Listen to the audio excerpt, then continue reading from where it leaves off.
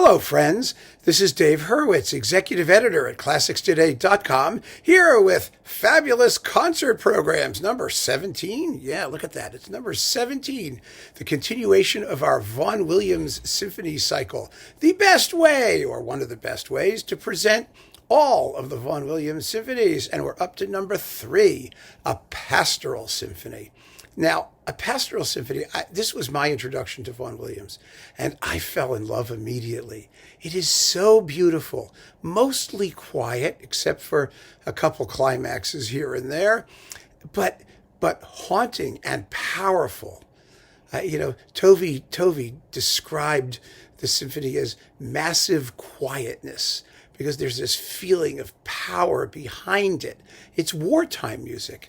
Vaughan Williams wrote it after his experience, being stationed in France during World War I, and so you feel this sense of somehow looming menace behind so much of it, but it's all so beautiful and modally inflected, and it has this sort of flow that's inevitable. And my goodness, the finale is gorgeous with an offstage soprano vocalese. Supposedly Vaughan Williams heard this imagery, a trumpeter playing his bugle at sunset, and the singing of somebody, of a girl somewhere in France, while he was stationed in the French countryside. Anyway, it's just one of the most evocative and beautiful pieces in the repertoire. It doesn't get performed much because of its uniqueness, because it's so quiet and mysterious. And where are you going to put it? What do you do with it? So I put it on the first half. Just the Vaughan Williams on the first half, a Pastoral Symphony. That's it for the first half. And for the second half, I really sort of did something, I think, which will raise a couple eyebrows, but I just think this program works. The second half is Mahler's Fourth. So it's just 2 symphonies. And Mahler's Fourth is also a unique work in his output, because it was his neoclassical kind of effusion, if you want to call it that, but it's also a pastoral work.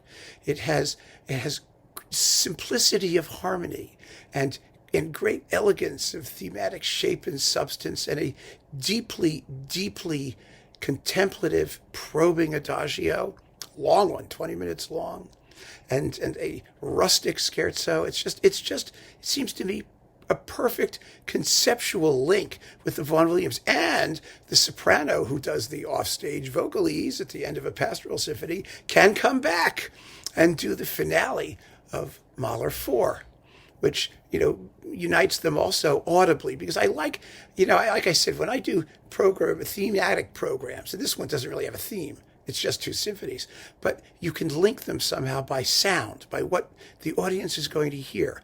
And that immediately gives you your bearings as a listener. So I think the Mahler 4 would make a wonderful opportunity to sort of build on this idea, the vocal finale, at least partially vocal.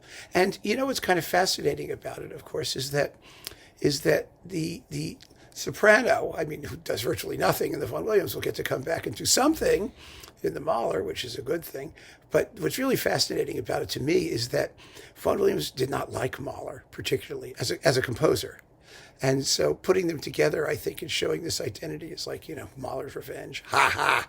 Now, Vaughan Williams said, "Intimate acquaintance with the executive side of music made even Mahler into a tolerable imitation of a composer." That's what Vaughan Williams said. Something like that, some sort of quotation like that. It was kind of snippy, but it's classical music. Everyone snips at everybody, so we don't have to take that terribly seriously, because the 2 of them, I think, have a certain similarity of purpose in these 2 works, which are totally different in style, totally personal to each composer. And that's what makes it so extraordinary. That's what would make it such a fun concert, because the contrast is there, but also the conceptual identity is there, and there's a real musical similarity sonically in the finales. What's not to love? Keep on listening, friends. Thanks for joining me. Take care.